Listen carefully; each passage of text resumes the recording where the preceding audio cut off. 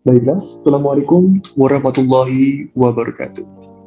Oke teman-teman, perkenalkan nama saya Dava Mahendra dan pada hari ini saya akan memberikan presentasi pada matkul proteksi radiasi yaitu dengan tema eh, NCRP 147 atau kita akan memberikan penjelasan terkait suatu laporan atau pedoman dari NCRP 147 dengan tema Structural Shielding Design, desain struktur pelindung radiasi berkenaan tentang medical X-ray imaging facilities, itu berkenaan tentang fasilitas medis pada pencitraan sinar X-ray ya. Oke, kita akan mulai selanjutnya. Baiklah,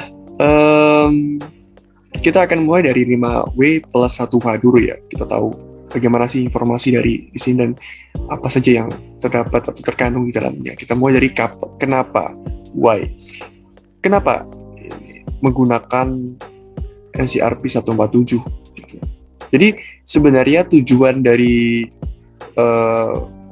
laporan atau pedoman ini itu untuk menjelaskan tentang pentingnya penggunaan pelindung radiasi, entah itu terhadap objek yang terkena suatu sinaran atau daerah lingkungan sekitar yang terkena sinar radiasi tersebut. Jadi sebenarnya sebagai suatu pembatas ya, jadi penghalang dari aktivitas paparan radiasi, sehingga orang-orang yang notabene bukan termasuk daerah situ tidak terkena.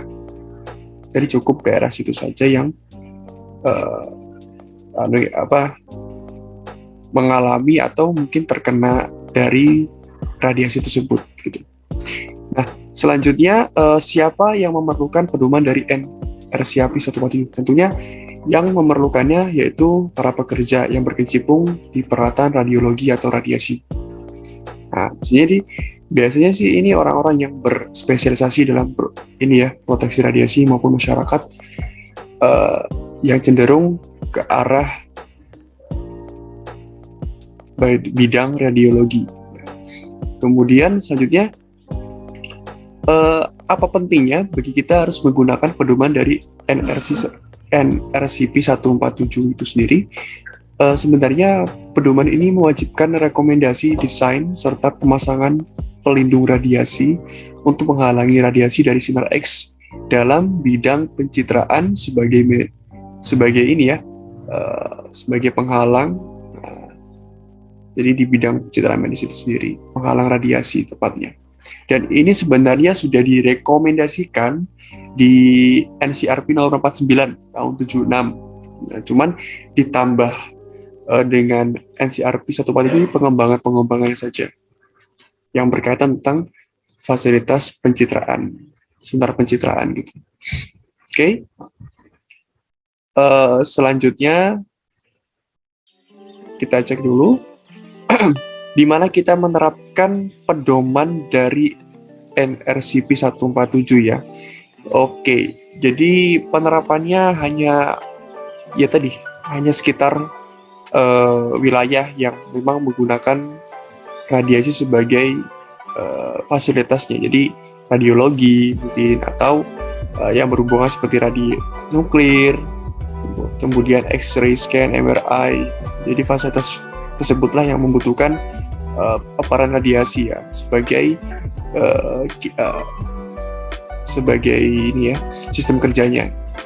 Kemudian kapan NSCP 147 ini dibuat? Oke, diterbitkan di tanggal 19 November 2004, kemudian direvisi ulang lagi 18 Maret 2005. Oh ya, mohon maaf tadi yang 2014 itu salah ketik. Jadi yang benar itu 2004, tapi direvisi tahun 2005 oleh Dewan Nasional Perlindungan dan Pengukuran Radiasi USA atau Amerika Serikat. Ya, kita berbasis dari Amerika ya untuk pedoman ini. Kemudian bagaimana bisa dijadikan atau bagaimana NCP ini kok bisa dijadikan sebuah pedoman gitu. Jadi sebenarnya NRCP ini memberikan berbagai rekomendasi standar ya dengan tinjauan terkait proteksi radiasi itu sendiri.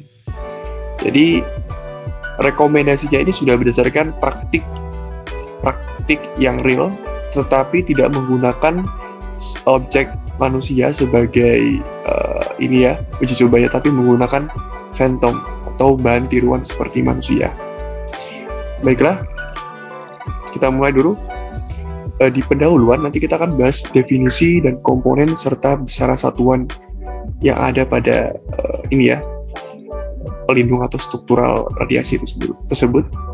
Baiklah, nah untuk besaran energi radiasi kita menggunakan KERMA. Cuman ada beberapa fasilitas yang tetap menggunakan Roentgen sebagai besaran energinya. Jadi tidak masalah sih. Nah, untuk KERMA udah sendiri itu definisinya simpelnya aja, KERMA itu didefinisikan sebagai jumlah energi kinetik awal dari semua partikel bermuatan yang dibebaskan oleh partikel tak bermuatan persatuan massa udara. Nah, jadi ini ya KERMA ya. Ketika dia dilepaskan dari sumbernya, kan otomatis di sini keluar ya. Nah, disinilah terjadi penetrasi melalui udara. Jadi energi yang melalui udara, dan itu dibebaskan oleh partikel tak bermuatan persatuan massa udara. Ya, otomatis kan dia di udara ya, melaluinya. Kalau ruang hampa mungkin beda lagi. Nah, kemudian sebenarnya ada tipikal ini ya, tipikal energi radiasi dengan besaran KERMA ya. Ada KP, ada KA.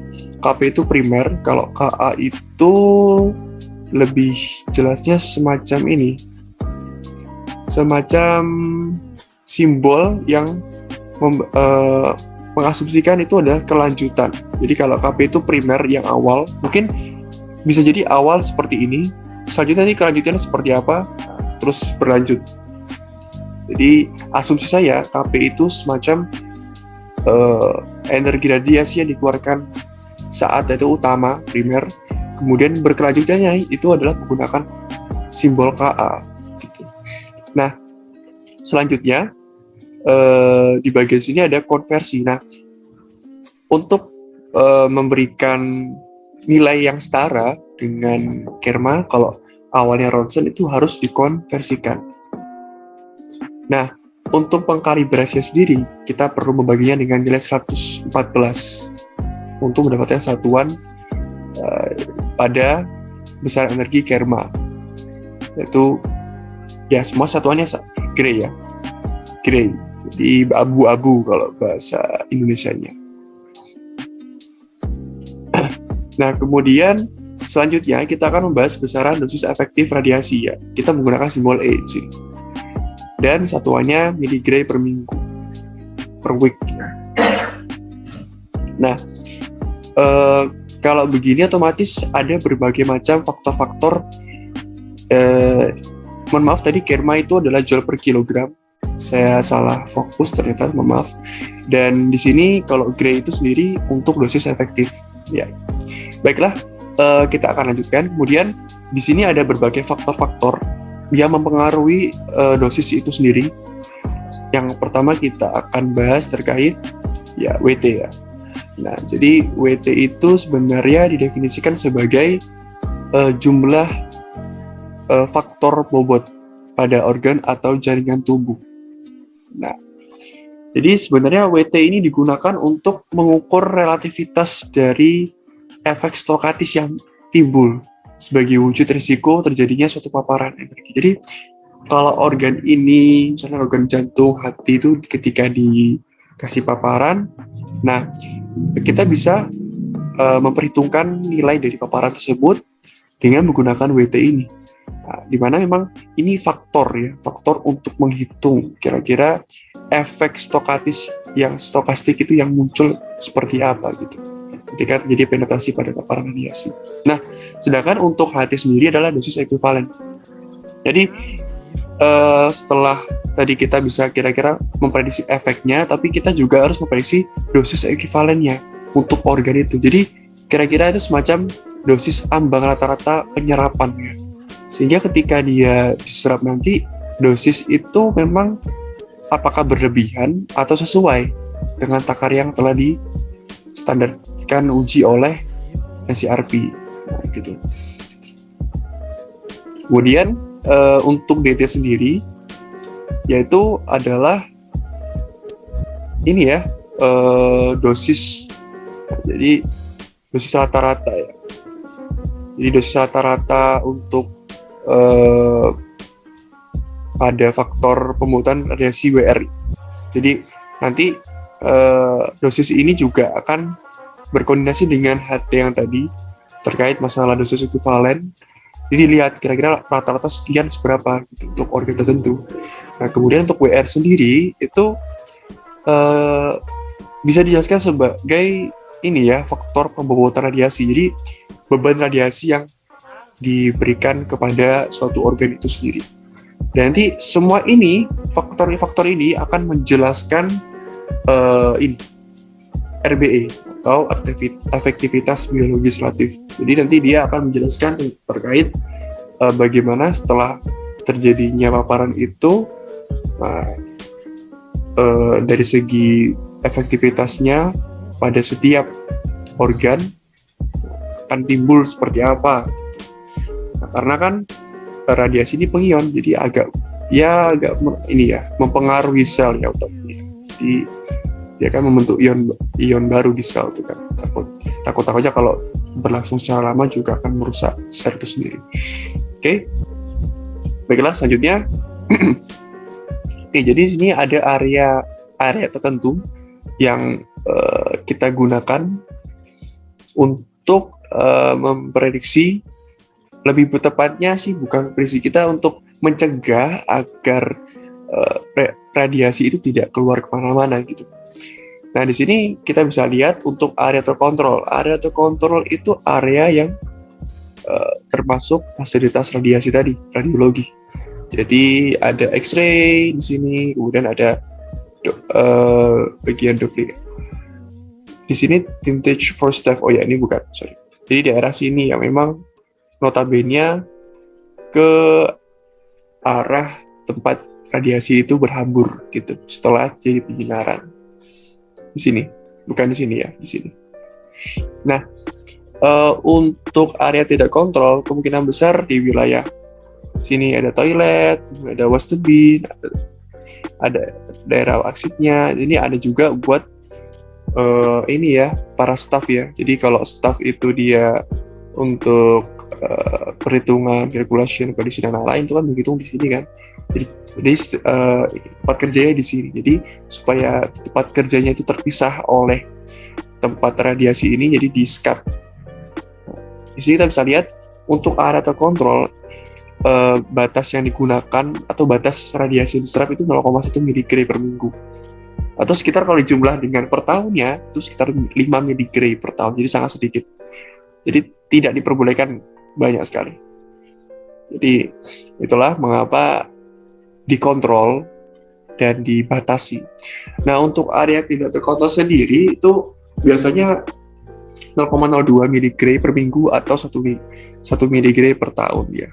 Nah, selanjutnya di sini tingkat kebocoran radiasi yang memang harus diminimalisir sedikit mungkin ya, itu dengan nilai 0,876 mg. Jadi atau 100 milironsen. Nah, boleh sampai lebih dari itu. Berbahaya, teman-teman. Oke. Nah, selanjutnya kita akan bicara tentang pelindung radiasi itu sendiri. Jadi bahas definisinya, prinsip kerjanya, serta komponen pendukungnya. Well, jadi kalau di sini kita lihat jenis radiasi itu sebenarnya ada dua, ada primer sama ada sekunder. Nah, di sini kita bisa lihat ada leakage, itu tingkat kebocoran tadi. Jadi radiasi ketika dia dipancarkan kemungkinan besar nggak akan semuanya kan, pasti ada yang bocornya atau kehilangan energinya ketika lepas dari tabung penyiaran ini atau sumbernya asli. Nah kemudian setelah yang bagian utama ini langsung menyinari bagian tubuh atau objek itu, maka akan terjadi hamburan. Nah hamburan inilah nanti akan langsung untuk apa? Diserap atau ditahan oleh penghalang atau dinding penghalang yang kedua. Nah, untuk dinding atau bagian yang penghalang yang pertama itu bagian bawahnya. Nah, ini sebenarnya berdiri ya teman-teman ya, berdiri.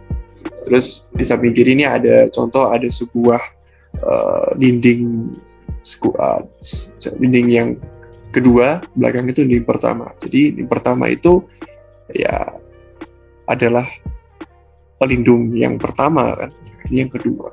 Dan di sini kita bisa lihat ini pelindung yang pertama itu harus memiliki kriteria 0,3 meter agar tidak terkena radiasi. Jadi kalau orang di sebelah sini usahakan tidak boleh kurang dari 0,3 mili atau 30 cm. Jadi usahakan lebih dari itu, jangan sampai. Sorry, ini bukan 3 meter tapi 0,3 meter. Nah, jadi hal yang perlu perhatikan tadi jumlah, ya benar, jumlah dosis radiasi seperti berapa dan dosisnya seperti apa. Kemudian jarak antara pasien dengan sumber radiasinya, selang waktu yang dibutuhkan ketika penyinaran atau radiasi itu ada terapi, kemudian pelindung radiasinya ini sudah dua ini ya, kemudian objek radiasi manusia. Jadi perlu perhitungan atau perlu perhatian yang lebih terkait 5 hal ini, karena kita tidak ingin kan kalau misalnya jadi apa-apa dengan pasien tersebut. Baiklah, selanjutnya variasi tegangan. Nah, kita akan cek untuk variasi tegangan itu sendiri atau sumber ya tegangan itu sendiri. Untuk radiografi itu 50 sampai 150. Nah, floor skip kita bisa lihat mau dan dada. Nah, tegangan-tegangan ini, setiap ini varian tegangan ini tuh sudah dicek dan dianalisis oleh metode-metode sebelumnya di CRP 147 sebelumnya tadi. Nah, jadi ini sudah berdasarkan pedoman yang ada. Nah, kemudian di sini kita bisa lihat. Nah, di sini untuk apa? Bagiannya berdiri. Dan di sini untuk bagian di bawah, ya tidur dia. Dari atas, kalau dia berdiri, ini menghadap. Jadi pasien ditempatkan di sini atau juga bisa di sini. Nah, di sini objek ya area kedua. Area kedua ini untuk ini ya, melihat seberapa pas seorang pasien itu, dan dilihat juga untuk dilihat oleh orang kedua. Jadi biar paparan itu tidak terpantul langsung ke orang objek kedua ini. Jadi pokoknya ada pelindungnya di sini kan. Nah, nah sini ada list shielding. Semua ini dilapisi oleh timbal. Nah, karena untuk mengurangi efek tadi intensitas paparan. Nah, ada kontrolnya di sini. Ini biasanya ini ya, bagian penyelenggara atau panitianya yang atau ya semacam karyawan yang menjalankan sistem dari penyiaran tersebut. Selanjutnya interior dinding. Nah, dinding ini sendiri yang kita bahas adalah dinding yang gypsum ya. Jadi untuk kriteria itu sendiri sebenarnya ketebalan ini tiap-tiap ini pasti berkaitan dengan ketinggian dari suatu ini ya, gypsum sendiri ya, dindingnya ini ya. Kalau tingginya sekian atau 0,79 mm itu kan dari inci tuh. Nah, kita coba cek. Kalau dikalikan 4 kan dia 2,0. Berarti itu sebagai kategori. Nah, semua ini sebenarnya ada, cuman ada beberapa juga yang orang-orang jarang juga menjualnya. Jadi itu pun masih sangat ini ya, terbatas bagi masyarakat umum. Jadi untuk perusahaan atau rumah sakit yang memerlukan. Kemudian untuk interior pintunya menggunakan prinsip tadi ini ya, tipe PC5. Jadi menurut American Workworks Institute itu menggunakan tipe PC5. Tipe PC5. Nah, di sini kita bisa lihat bahwasanya kayu pun itu juga dilapisi bagian pinggir atau bagian ini ya dengan lapisan dari timbal. Tadi kan sudah pasti otomatis itu untuk mengurangi intensitas paparan. Nah, selanjutnya sebenarnya sebelum itu kita lanjut dulu yang di sini sebentar. Baiklah, untuk sambungan nanti ketika dia di dinding, di pintu kan sambungan tuh ya, sambungan dengan perisai untuk pelindung tadi kan, yang perisai pelindung radiasi itu, maka area yang bersentuhan atau berpotongan seperti ini tidak boleh tumpang tindih 1 cm, kurang dari 1 cm tidak boleh. Jadi harus agak tebal supaya dia terket dan tidak ada terjadi kebocoran. Nah, otomatis nanti ada lapisan-lapisan saja akan melapisi ini. Setiap persendian itu joints ya. Nah, selanjutnya ini interior jendela. Wah, ini banyak banget kan. Jadi per partnya itu benar-benar dijaga berlapis tentunya. Nah, ada lapisan timbal, akrilik, dan kaca. Selanjutnya untuk interior lantai itu sendiri, ya di sini ada bagian ini ya, beton ringan. Ini. Kemudian ada konstruksi plat lantai. Kemudian ada ketinggian lantai ke lantai dan ruang interstisial. Oke. Nah, untuk bagian sini itu kan sebenarnya lebih ke arah beton ringannya, ini konstruksi platnya lantai. Nah, kemudian untuk ketinggian lantai yang kedua ini, lantai otomatis di arah ini ya. Untuk yang G ini, jadi ruang yang di atas itu ya sekitar 1,5, tidak terlalu ini ya, tidak terlalu tinggi. Tapi memang kalau di bawah itu kan penyiaran pertama, jadi penyiaran pertama itu otomatis akan lebih dalam penetrasinya, sehingga harus lebih agak jauh ya, agar tidak terkena radiasi. Selanjutnya di sini ada nominal ketebalan nominal dan toleransi tentang bahan yang digunakan untuk pelindung radiasi. Nah, untuk sheet lead, untuk timbalnya, untuk bajanya, atau besi ya, pasti ada. Terus plate glass-nya, untuk kaca gelasnya, kalau bahan dengan kaca gelas, gypsum wallboard, dan untuk kayu. Jadi semuanya telah dikalkulasikan. Baiklah, selanjutnya sketsa desain. Sketsa desainnya simple, ya. Jadi seperti ini, bisa juga. Jadi ini bagian pekerjanya. Nah, selanjutnya sini ada ruang konsultasi. Nah, di sini untuk ruangan untuk apa? Untuk penyinaran itu sendiri. Jadi benar-benar di-sket ya. Benar-benar kompleks sekali di sini. Dia ada eksterior di luar, nanti ada interior yang di dalam. Eksterior biasanya ini entah itu bagian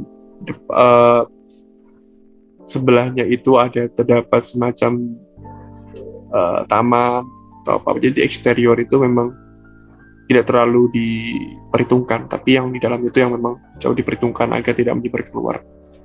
Baiklah. Oke, selanjutnya di sini sketsa desainnya berdasarkan ruangan utama. Tapi di sini ini ya perspektifnya dari atas. Jadi untuk di sini kita bisa lihat untuk DP sendiri itu jarak sumber sinar ke dinding pelindung. Nah, ini sumbernya ke dinding pelindung. DF, begitu pula DF juga dari sumber sinar ke reseptor gambar atau ke area ke gambar yang objek yang disinari itu sendiri. Oke, selanjutnya untuk DL sendiri jarak sumber sinar objek ke area 2 ya, benar. Supaya tadi benar kan, ada leakage, ada kebocoran. Takut-takutnya ketika dia terhambur, nah, dia bisa mengenai area kedua, tepat objek yang kedua itu sedang melihat situasi untuk pengecekan pasien. Sedangkan untuk area 1 sendiri, tadi saya bilang, kalau di sampingnya itu berarti 0,3 meter. Jadi diusahakan untuk terhindar dari tersebut, cukup di area 30 cm ke atas. Untuk F itu luasan area struktur gambar.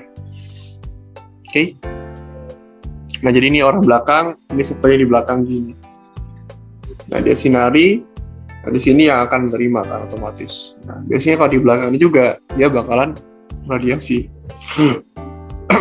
Maaf, sehingga dia nanti akan bisa terkena di bagian sini kalau tidak melebihi dari 30 cm. Baiklah, selanjutnya, nah ini untuk sketsa lebih kompleksnya lagi. Ini kalau maaf, ini untuk daerah staff restroom. Jadi untuk staff-staffnya di situ, dia supaya terhindar dari ini ya, ruang radiasi utama ya. Kemudian di sini untuk kontrolnya, ada kontrolnya. Lalu di sini untuk secondary wall, ya ini primer cross double wall ya. Ini untuk pertama, ini yang kedua ya, setelah dipatulkan kembali segitu. Ya, jadi ini semua adalah pelindung sebenarnya untuk melindungi dari paparan radiasi keluar. Nah, ini dia 4,1 meter. Jadi ya lumayan lah ya. Kemudian di sini 2,7 cm. Jadi di sini sudah lengkap sekali terkait masalah cara ketika dia dibentuk ke 2 dimensi, cuman perspektifnya dari samping, bukan dari atas lagi.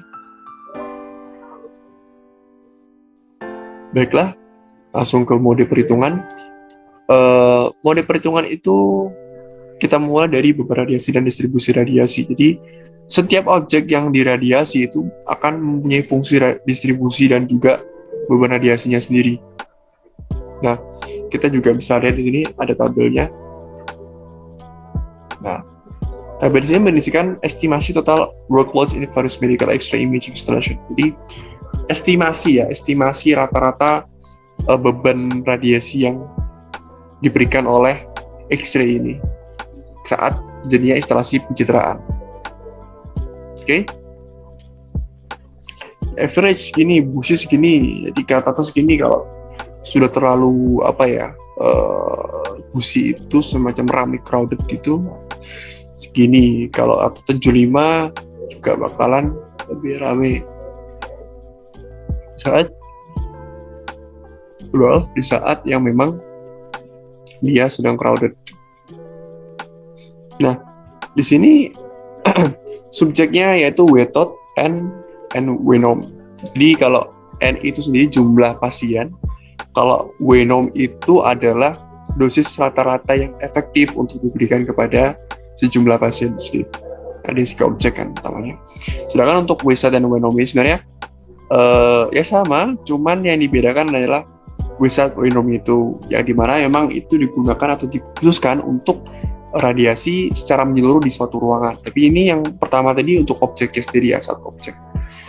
Nah, selanjutnya kita akan lihat di sini ada gambar ini ya, grafik ya. Nah, untuk varian tegangan terhadap beban dosis radiasi. Oke. Jadi ketika tegangan segini, sekian. Nah, dia akan mencapai puncaknya di area ini. Nah, makanya kenapa di sini disebut radio curve from local distribution from the floor. Jadi inilah beban radiasi yang didapatkan. Nah, sementara itu sendiri untuk local distribution assuming exposures are met 100 kV. Jadi kalau udah di atas sini, udah dia naik terus. Mengasumsikan kan untuk semua tekanan itu ke dalam nilai 100 kV. Baiklah. Selanjutnya, ini adalah metode perhitungannya secara umum pada setiap metode penyinaran. Nah, ada fungsi distribusi, nanti ada B exterior, kemudian X barrier. Oke. kita definisikan ini satu dulu ya. Jadi kalau untuk yang X-barrier ini itu memiliki komponen yaitu alfa, beta, dan gamma. Nah, sedangkan yang lainnya kan menggunakan kerma, terus ada jumlah ini ya pasien, terus ini jaraknya dengan pasien itu berapa sebenarnya. Jadi masing-masing ini punya komponen yang punya ini ya faktor distribusinya menggunakan komponen-komponen yang berbeda. Nah, tentunya nanti perhitungan ini semua itu untuk yang ini ya, untuk yang X ini yang jarak kan, ini akan berbentuk ya entah itu mili atau nanti meter, jadi ukuran jarak X barrier ya terhadap ini ya radiasi ke bagian penghalangan radiasi tadi itu, supaya maksudnya tuh minimal tuh menghindari. X barrier ini sebenarnya untuk fokus untuk bagian perhitungan agar kita dapat terhindar. Jadi kalau kita dekat dengan pelindung atau bagian dinding pelindung itu sendiri, kita harus stay berapa jaraknya.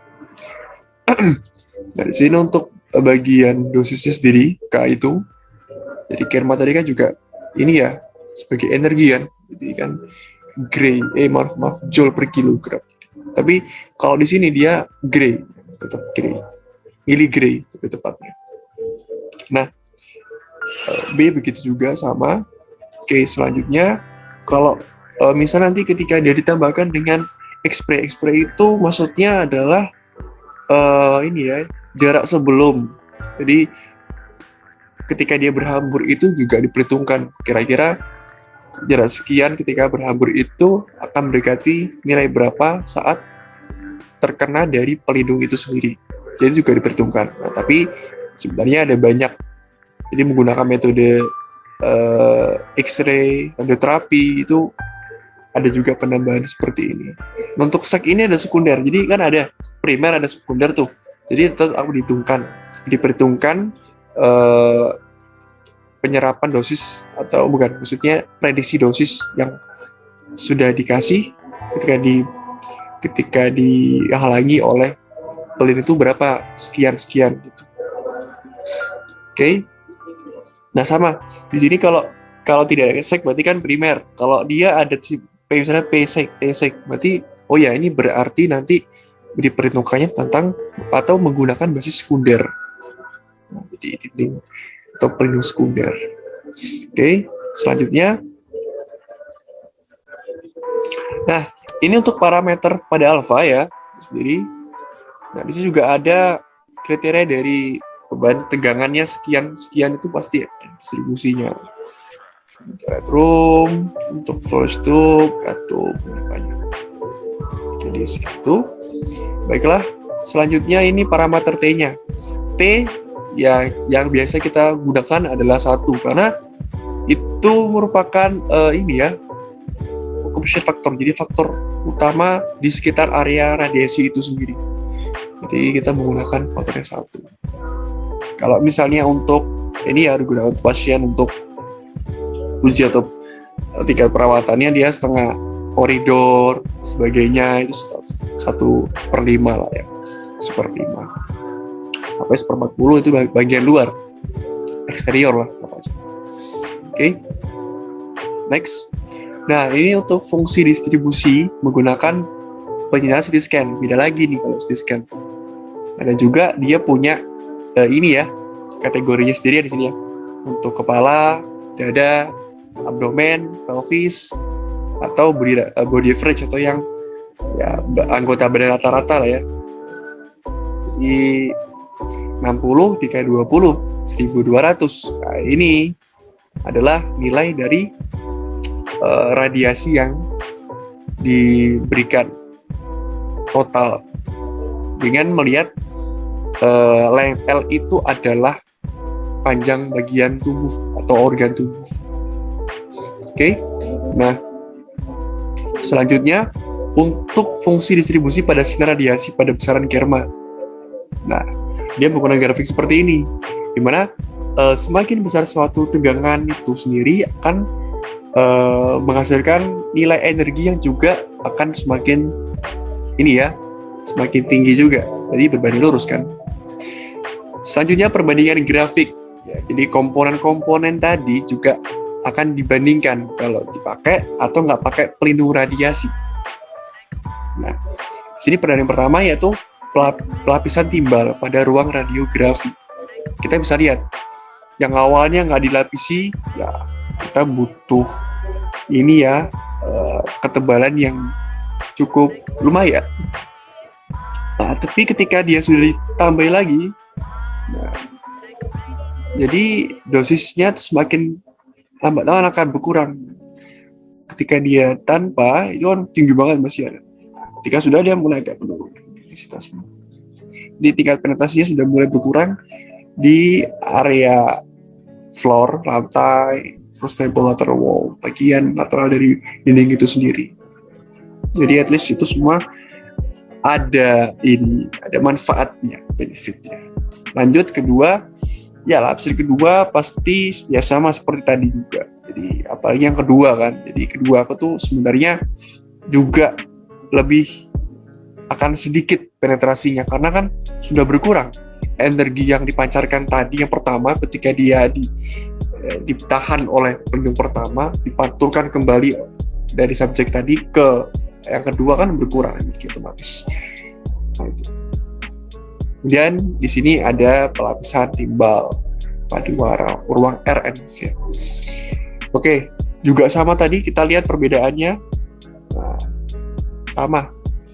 Semua yang menggunakan maksudnya pelindung tadi itu makin berkurang intensitasnya.